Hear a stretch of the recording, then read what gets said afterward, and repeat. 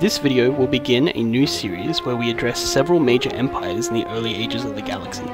Some may have been vast and unending, others may have been incredibly advanced even to our standards. This period will cover from 10,000 BBY onwards.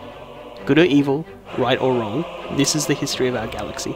Our first episode will be on the Mandalorians.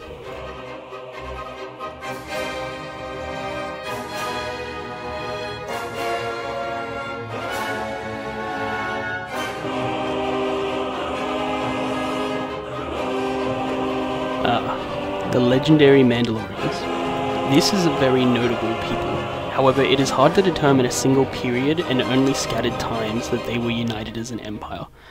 Though they have been around for millennia, particularly from even before 10,000 BBY up until the modern time, they have had several conflicts with the Republic throughout history.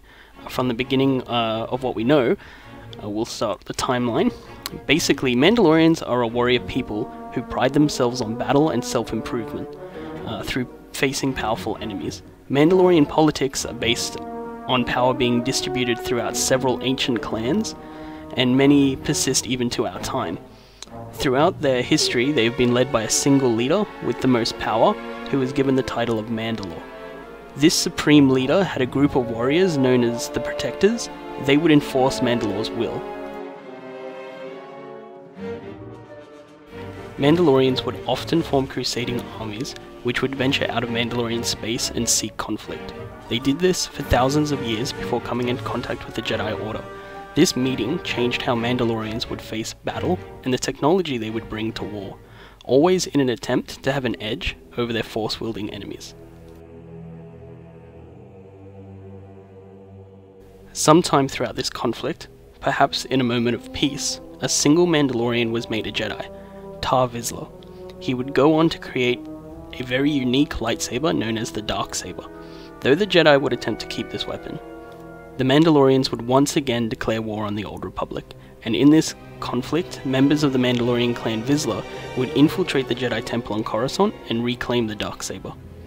Constant warring would weaken Mandalorian space. The Mandalorian colony of Conquered Dawn was hit very hard by the fighting, and would see its southern hemisphere obliterated, forming a debris field of asteroids near the planet.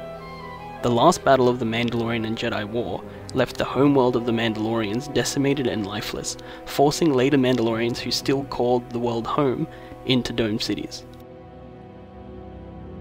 A civil war would see a new faction of Mandalorians rise, calling themselves the New Mandalorians, a pacifist group that wished to put an end to their warlike culture and turn to peace.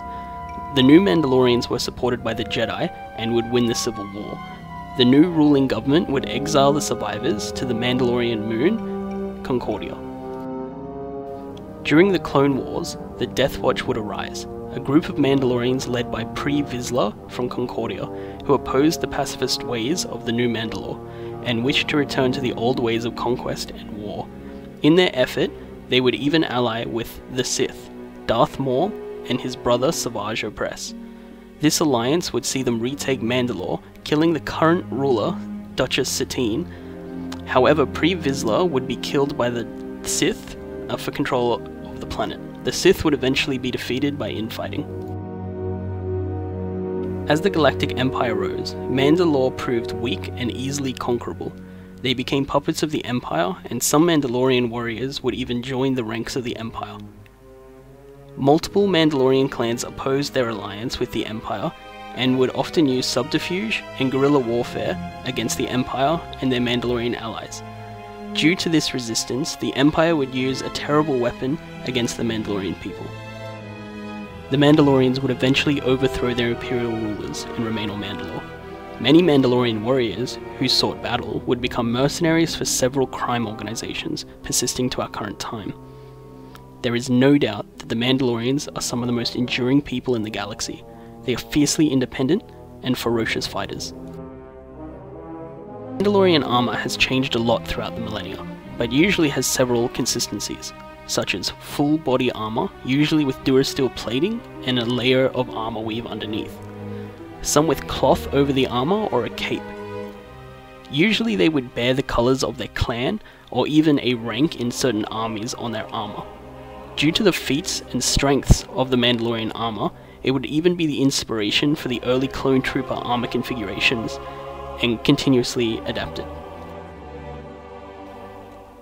Mandalorians are renowned for their creative assortment of weapons and technology. You will usually find a Mandalorian warrior with at least a blaster rifle, but they could be outfitted with a variety of utilities, such as an arm-mounted flamethrower, grappling cable, dart shooters. In our more modern era, you could even find warriors with jetpacks and missiles. It is very evident that each Mandalorian warrior takes pride in their tools. Many will not conform to this list, and some will modify it greatly. They are a technologically driven people who strive for an edge in battle. In our next episode, we will cover the Republic. Stay tuned and subscribe. Thank you for watching.